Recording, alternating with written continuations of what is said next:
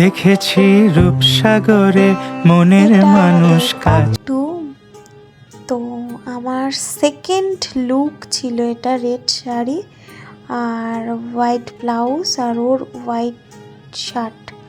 তো আমরা একটু খাওয়া দাওয়ার পর রেস্ট নিয়ে একটু ঘুমিয়েও পড়েছিলাম, লেট হয়ে গিয়েছিল। তো তাড়াতাড়ি করে আমরা চলে গেলাম, যেহেতু সূর্য চলে গেলে ফটোটা আর ভালো আসবে না। তো গেলাম, তো ওখানে অনেক কটা শ্যুটই হলো এই ড্রেসের। তো দেখো এখানে মানে এই জায়গাটা এতটা বালি, মানে আমরা হেঁটে যেতে পারছিলাম না, সব মানে জুতো ওর ভেতরে ঢুকে যাচ্ছিলো। আর হিল ছিল, তো ওটা মানে সে ওর ভেতরে ঢুকে যাচ্ছে। আর ফটোশ্যুটের জন্য অনেক কটাই জুতো আনা হয়েছিল, কিন্তু পরা হয়েছিল বেশি না।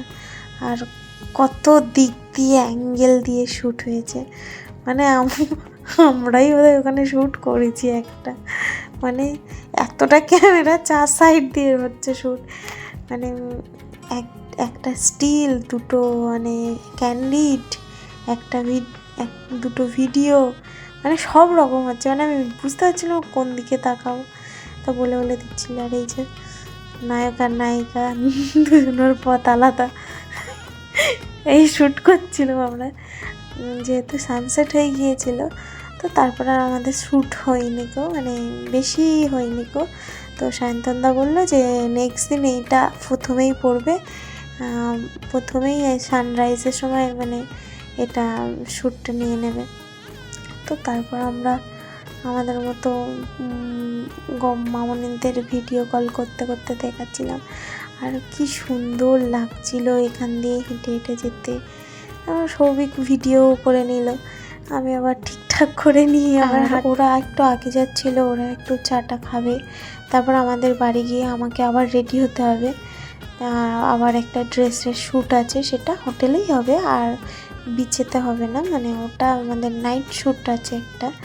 তো সেটা সেই দিন ডেটের জন্যই করা ছিল, ওই জন্য আমরা এইটা ফোকাস করিনি, মানে পরের দিন পুরো ডেতে আমাদের শ্যুট হবে।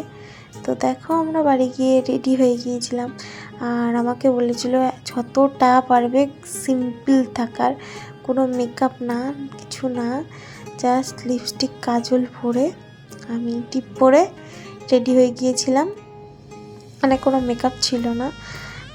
এই হেয়ারস্টাইলটা আমি জাস্ট এক্সটেনশন নিয়ে নিয়েছিলাম, কারণ অতটা টাইম নেই বারবার করা, মেকআপ করা, হেয়ারস্টাইল করা। তো ওই জন্যে করে নিয়েছিলাম আমি জুয়েলারি। এই ড্রেসটা নিজেরই ড্রেস, আর এই ড্রেসটা পরতে যা মানে সময় লাগে বাপরে, মনে হয় আর না পড়ি, মানে একবার বরাবর আমার আর নেক্সট টাইম পরার ইচ্ছা হয়নি।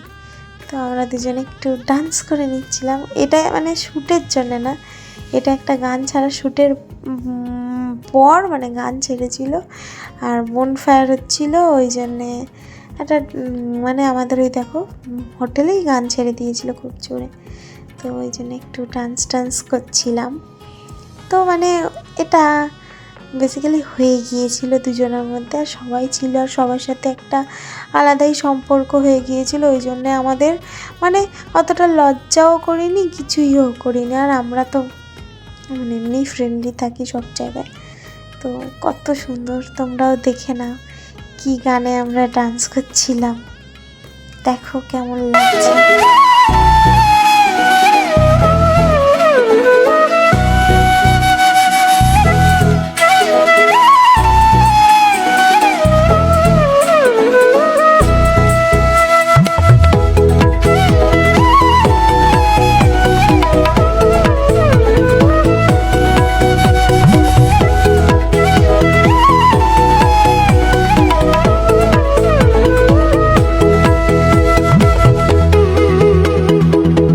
শ্যুট হচ্ছিল এরকম মানে বসে, ওখানে শ্যুটগুলো হয়ে গিয়েছিল, ফটো তোলা, আর এই যে এখানে বসে এই শ্যুটটা হচ্ছিল।